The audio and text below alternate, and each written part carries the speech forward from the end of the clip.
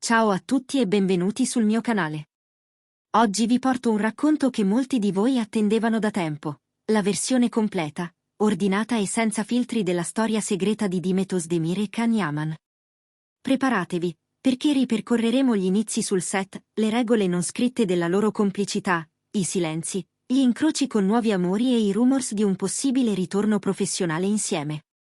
Se vi piacciono i video lunghi e dettagliati, mettete subito un like, iscrivetevi e attivate la campanella. Cominciamo.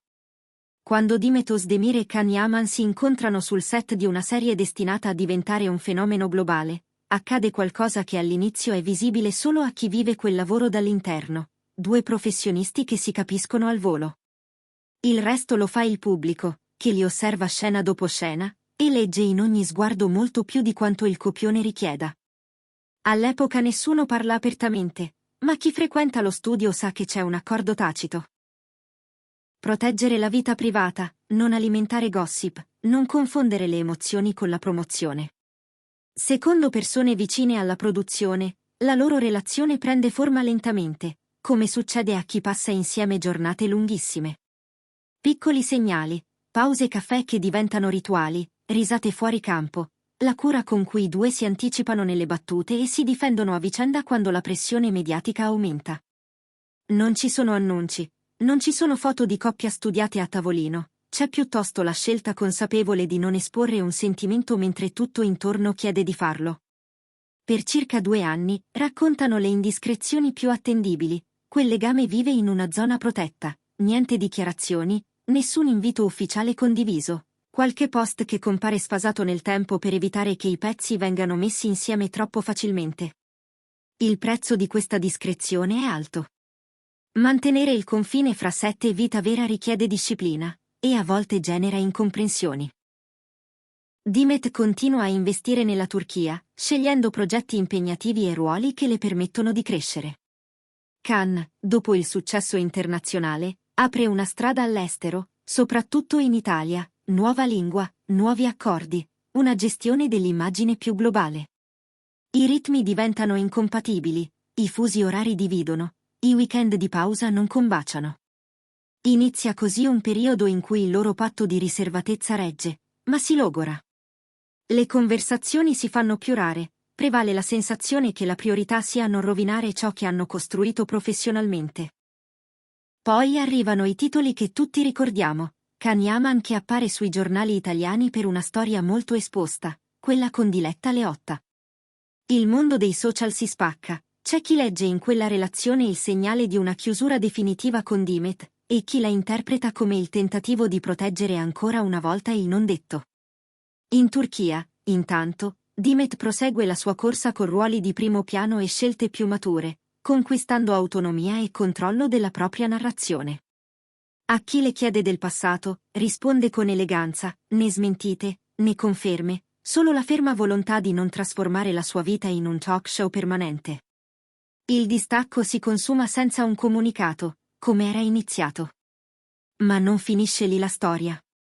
A un certo punto, spuntano segnali di una riapertura professionale, si parla di una grande piattaforma, di un progetto ambizioso e di un cast da sogno. Le voci sostengono che il ruolo femminile principale sia stato offerto prima a un'altra attrice, e che poi il nome di Dimet sia entrato con forza nella shortlist. Gli addetti ai lavori non si sbilanciano, i fan incrociano le dita, rivedere Dimet e Can nello stesso titolo sarebbe non solo una mossa vincente, ma la chiusura del cerchio per 2 carriere cresciute in parallelo. Nel frattempo, i ricordi condivisi continuano a lavorare sotto traccia. Si parla di un patto personale, mai messo nero su bianco, in cui entrambi si sarebbero promessi una cosa semplicissima, rispetto dei tempi dell'altro. È il motivo per cui non abbiamo visto scenate pubbliche, frecciatine plateali o clamorose smentite. La loro storia privata rimane privata, e proprio per questo diventa mito. Gli spettatori, rimasti orfani del finale, se lo scrivono da soli, per alcuni restano la coppia che si rincorre senza mai prendersi. Per altri sono 2 professionisti che hanno scelto di salvarsi prima di rovinarsi. C'è anche un capitolo fondamentale che spesso si dimentica, la fatica della popolarità. Eventi, red carpet, interviste incalzanti, smartphone sempre puntati addosso. Quando tutto il mondo prende appunti su ogni gesto, è facile che la tenerezza si confonda con la strategia, che la riservatezza venga letta come calcolo. Invece, nella loro storia, la scelta del silenzio ha quasi sempre significato protezione, non offrire materia a chi campa di fraintendimenti, non trasformare le prove generali di un sentimento in una telenovela infinita. Arriviamo così al presente, che non è una copia dell'inizio. Dimet è più consapevole, selettiva, attenta a ruoli che riflettano chi è oggi e non solo chi è stata. Khan ha consolidato una presenza internazionale e alterna progetti televisivi a collaborazioni con grandi brand. Si incrociano ancora? Sì, ma in modo diverso, frequentano a volte gli stessi ambienti, partecipano agli stessi festival, vengono invitati alle stesse premiere. Quando accade, nessuno dei due cerca la foto facile. Il messaggio è chiaro, non serve la sintonia dichiarata, basta la civiltà. E il segreto di cui tutti parlano? Non è un codice misterioso o un colpo di scena nascosto in una cassaforte. È più semplice e per questo più difficile da accettare. Per 2 anni hanno vissuto una relazione che hanno deciso di proteggere. Hanno provato a darsi una chance lontano dai riflettori, poi hanno capito che i loro itinerari si stavano separando. Non ci sono buoni e cattivi, e nemmeno un grande tradimento da titolo cubitale, ci sono scelte, priorità, paure, ambizioni.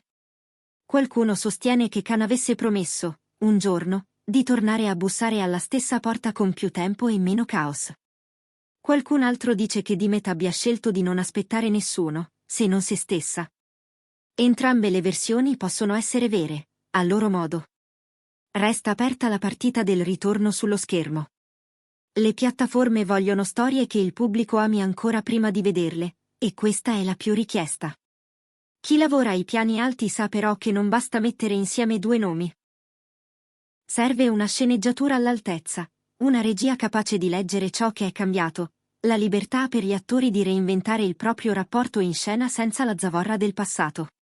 Se accadrà, non ci sarà bisogno di effetto nostalgia, basterà la verità di 2 interpreti che si conoscono profondamente e che, proprio per questo, possono sorprendere dove tutti si aspettano la replica del già visto. Cosa possiamo imparare da questa vicenda? Che la maturità non fa rumore.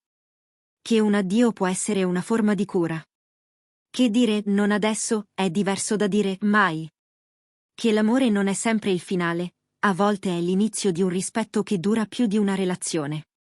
E che, quando una storia smette di essere raccontata da chi l'ha vissuta, dovremmo avere l'umiltà di non finirla al loro posto. Prima di chiudere, vi lascio 3 domande. Secondo voi, Dimet e Khan dovrebbero accettare un nuovo progetto insieme solo se c'è anche una riconciliazione personale? O il lavoro può vivere di vita propria? Pensate che il loro silenzio sia stato una strategia o un atto di protezione autentico? E, soprattutto, siete pronti a rivederli in coppia sullo schermo in una storia completamente nuova, senza pretendere la fotocopia del passato? Scrivetemi tutto nei commenti, come sempre leggerò e risponderò ai più interessanti. Se questo approfondimento vi è piaciuto, lasciate un like, iscrivetevi al canale e condividetelo con chi ama le storie raccontate con rispetto e senza sensazionalismi inutili. Grazie per essere arrivati fin qui, ci vediamo nel prossimo video.